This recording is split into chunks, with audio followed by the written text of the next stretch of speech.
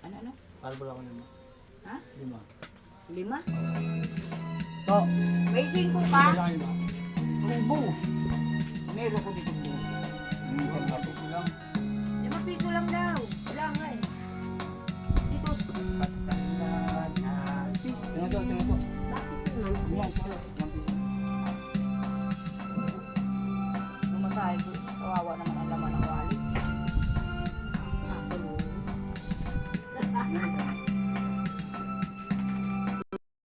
Meron ka lang. Nakapasang kanto. Ayun. Tulawa na yun. Nako. Lumagap ang kamay. May hiti. Ah.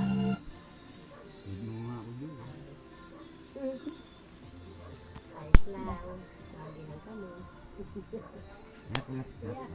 Sabi nga rin na. Padagalan ako. Anong katakutan mo naman ako? Hindi ko magsala ako. Dahil ko sindapin. Saka hindi naman nakakatakot yung lugar na yan. Ang magkatakot naman sa kabasan. Pero dahil yun nagahan ka pa. Liwanag na kamo, baka hindi ka na makauwi. Maliwanag na diretso na. Hindi lang naman ang pinaka. Dire kung bobo ha. Kunti na nga. Kunti. Nagahan ka. Alam mo na number ko?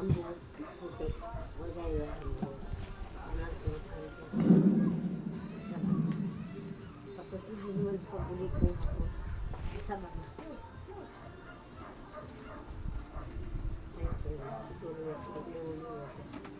Koto ko.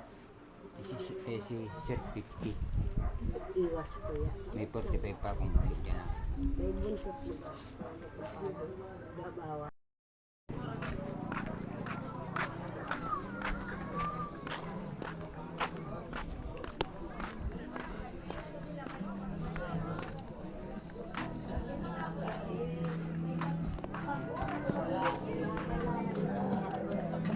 Ayan ito, may dalawang apo. Ang maliliit pa. Pagkahapon, doon yan sa may ano, sa tawid ng tulay. 45 na naman kinuha mo. 15 naman kinuha mo. Tawid ng na. Minsan pagka naano namin, gandang gabi po, nangano siya. Pero hindi siya kumakatalo sa isang lugar, sa lugar na ito. Sa ibang lugar. Hindi naman. Pero dahil magkampag sa'yo kung tara. Hindi. Oo, ayun. Basta ang bilin lang sa amin ng nanay na, ng mga magulang namin. Huwag kayong mawawala ng tulong sa bulsa. Alam nila yun.